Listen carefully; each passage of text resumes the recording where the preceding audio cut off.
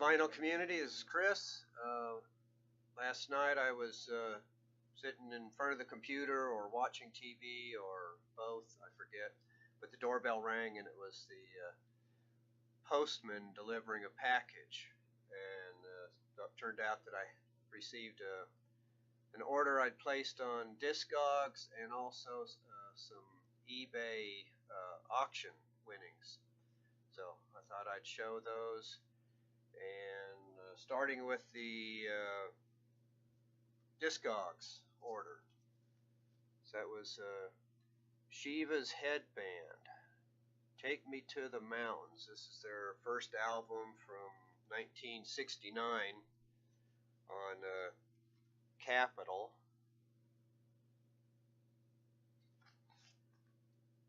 That artwork on the cover by Jim Franklin, I forgot to double check, but it looks very familiar. Reminds me of a Commander Cody album cover that's also got armadillos on it. So they were from Austin, Texas, and the sound is kind of reminiscent of because they have an electric violin. You know, so sort of sounds like mid-period Jefferson Airplane. What Papa John Creech was in the band. Or It's a Beautiful Day with David LaFlame. Or it could even be like Dan Hicks, since he, well, not really. I take that one back. But so, Shivas Headband, this is their first album. Got me thinking about getting the second one. You see this remainder hole here. Other than that, not too bad. And the rest of this, I think, are eBay auction winnings. I had watched some other videos. People were talking about, like Matt Hayes, I think, was one. Some eBay seller, I think his name is Kerry Carter 76 or 1976. And he's in England, but it puts out auctions with minimum bids, low minimum bids or no minimum bids. I forget. I think it's got an opening minimum of £1 or £2 or euros, and free shipping. So Matt Hayes in particular has mostly been buying singles, I guess, and then I saw Super West had participated in some of these auctions, and I finally stumbled across this seller and put in a bunch of bids on albums. Some of them are just since he's a seller from the UK, some are just albums that I don't see normally, and so I got a bunch of albums. The winnings range from the minimum bid of which worked out to be $2.59 up to I think $13 was the most I paid for one. But some of them, minimum bids because that's all they were.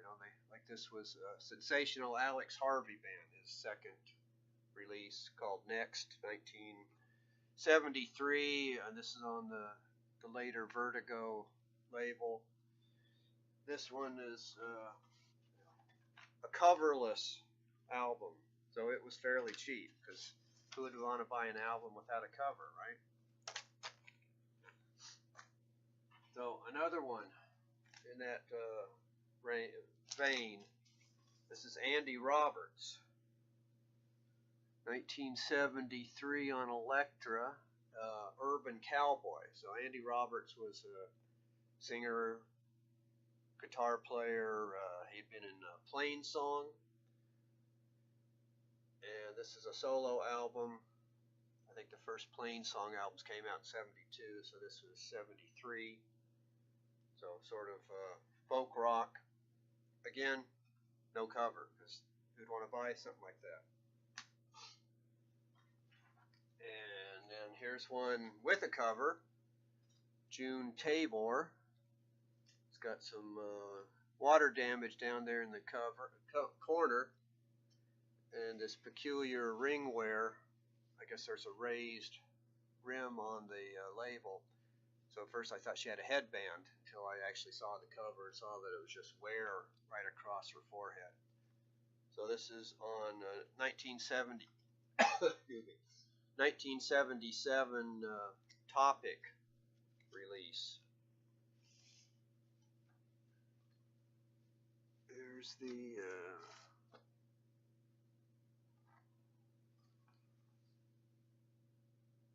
Topic label. I got the curtains open, trying to get some sunshine in here, but as a result, makes it very glary. But you know, she was several solo albums, was with the Oyster Band as a vocalist. Teamed up with Maddy Pryor for Silly Sisters, 2 or 3 albums.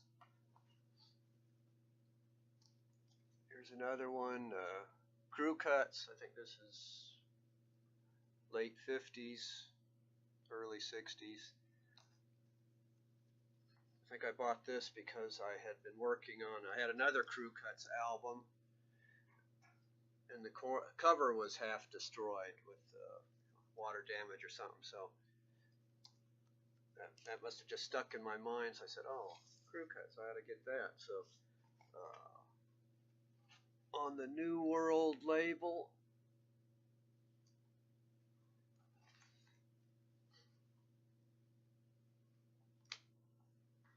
and Ralph McTell, English guitarist, Easy, Gatefold,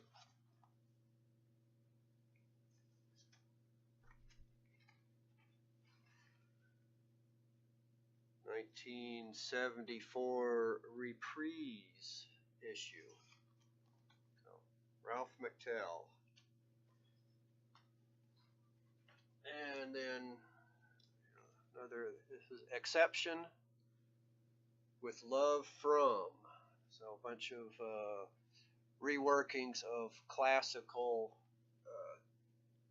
composers, Bach, Beethoven, Mozart, Tchaikovsky, various people.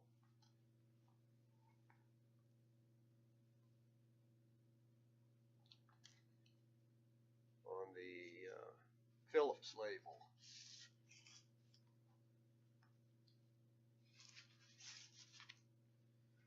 So that was the first batch, and there were a couple more. So I had already cut the tape on this thing. So semi-unboxing. Another coverless album. Hats Off to Dell Shannon, supposedly 1962, but the label clearly says first published in 1963 on a Big Top label out of the United States. But got some of his early, most of his early singles sort of overlaps with the first Big Top issue, but not quite the same track listing, which was put out in 1961. Another one without a cover. Edgar Froese, Epsilon in Malaysian Pale, on the Virgin label. Again, it's kind of washed out in the, almost can see it there. 1975 Virgin. And just to get rid of the last one, Tim Rose on Dawn Records, 1974. So, singer, songwriter. First place I heard Come Away Melinda was on a Tim Rose album. And this was the most expensive one that I got. The Equals, Strike Again. I a young Eddie Grant is in the band. Sort of reminds me of the some other early bands with international lineups. So this is on Stateside label. 1969. I was going to say like the Foundations or some other band that's similar that I can't think of at the moment. And Focus at the Rainbow with this die cut cover.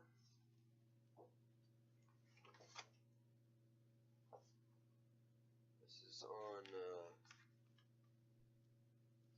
Polydor label. 19 recorded it live at the Rainbow Theatre in London in May of '73. And then I guess the last one I'm going to show is this one, A Blind Buy, the Wallace collection. Laughing Cavalier. On EMI. Or Parlophone, 1969.